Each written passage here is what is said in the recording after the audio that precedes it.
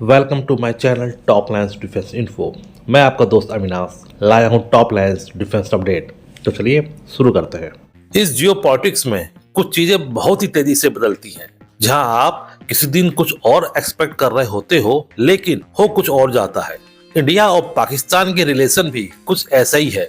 जब लगता है कि अब सब कुछ नॉर्मल होने वाला है, तभी पाकिस्तान कोई ना कोई ऐसी हरकत कर ही जाता है कि दोनों देशों के रिलेशन वापस जीरो पे आ जाते हैं। अभी कुछ दिनों पहले तक जहां पूरा विश्व पाकिस्तान को एक कमजोर मुल्क के तौर पे देख रहा था और इंडिया का रुतबा एक उभरते ग्लोबल पावर की तरह दिख रहा था, और इसके पीछे का जो रीजन था वो हमारे प्राइम मिनिस्टर श्री नरेंद्र मोदी की कुशल क्षमता और निडर तरीके से लिए गए उनके फैसले थे। और ये फैसले कई फील्ड में लिए गए थे, और इन्हीं फील्ड्स में एक ऐसा महत्वपूर्ण फील्ड जिसने इंडिया को एक ग्लोबल पावर बनाने में प्रमुख दिशा दिखाई, और ये फील्ड है इंडिया की डिफेंस फील्ड। हालांकि प्रधानमंत्री मोदी द्वारा इंडियन फोर्सेस के लिए कई घोषणाएं की गई थी और उनको पूरा भी किया गया, मगर ये जितना तेजी से होना चाहिए था उतना तेजी से नहीं हो पाया। कई डिफेंस नीड्स को तो जल्दी पूरा करवाया गया, परंतु कुछ डिफेंस मसले ऐसे भी थे जो कि आज तक पूरे ही नहीं हो पाए, और इनमें सबसे आगे रहा इंडियन एयरफोर्स का मोस्ट अवेटेड प्रोजेक्ट MRFA।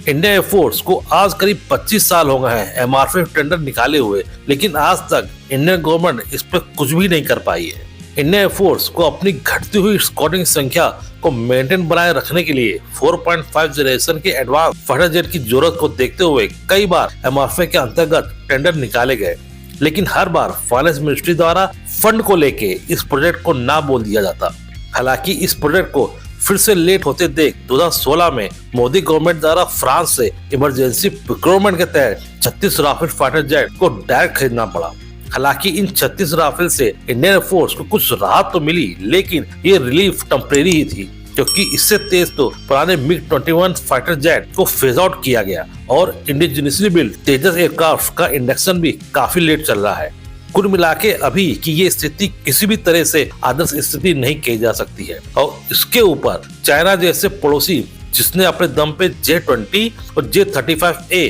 जैसे स्टेल्थ एयरक्राफ्ट को डेवलप कर लिया है। लेकिन अभी कुछ समय पहले से कुछ ऐसे घटनाक्रम हुए हैं जिन्होंने इंडिया को परेशानी में डाल दिया है, और ये परेशानी इंडिया को दोनों तरफ से हो रही है। जहां वेस्टर्न सेक्टर से पाकिस्तान जैसा मुल्क, जिसे हम अब तक अपने से काफी कमजोर मान रहे थे और जो अपने देश के अंदर ही कमजोर होती इकोनॉमी से जूझ रहा था, उसने इंडिया को अभी हाल के दिनों में काफी ज्यादा सरप्राइज दिया है। अभी तक हम समझ रहे थे कि पाकिस्तान अपनी कमजोर अर्थव्यवस्था के चलते अपनी तीनों सेनाओं का रखरखाव नहीं कर सकता है। उसने इन सब दिखावों को झूठा साबित करते हुए जहां इंडियन राफेल का मुकाबला करने के लिए चाइना से उसका 4.5 जनरेशन का J-10C को खरीदा है, तो वहीं इसके उलट इंडियन गवर्नमेंट और HAL बड़े आराम से जहां एक तरफ MRFA प्रोजेक्ट को टालते रहे हैं, तो वहीं तेजस को भी धीरे धीरे रोल आउट करते रहे, और अपने पहले स्टेल्थ फाइटर जेट MK को भी डेवलप करने में कोई जल्दबाजी नहीं दिखाई दे रही है। लेकिन जैसा कि मैंने इस वीडियो के शुरुआत में ही कहा था कि आप कुछ और एक्सपेक्ट कर रहे होते हैं, लेकिन हो कुछ और जाता है।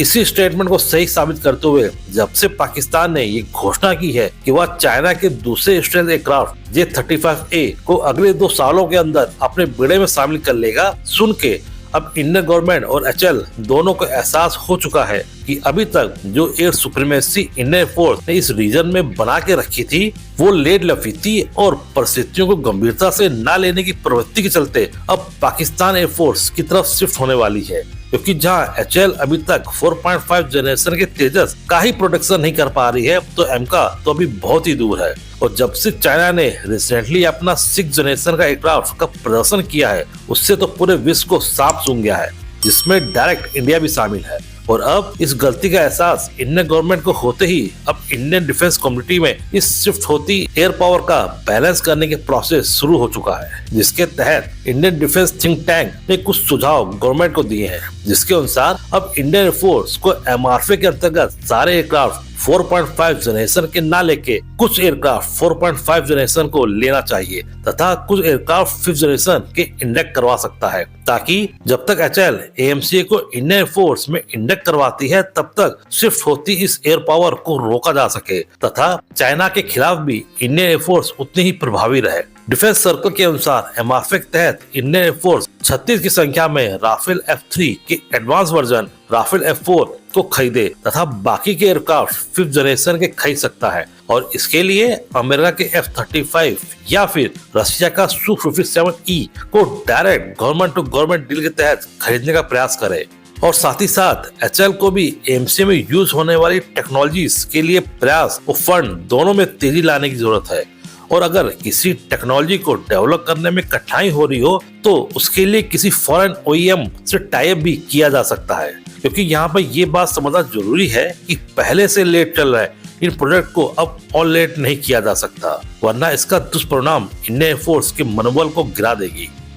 इसी तरह की डिफेंस न्यूज और फैक्ट्स की रेगुलर अपडेट पाने के लिए मेरे चैनल को लाइक और सब्सक्राइब जरूर कीजिए और हाँ, बेल आइकन दबाना मत भूलिएगा। जय हिंद।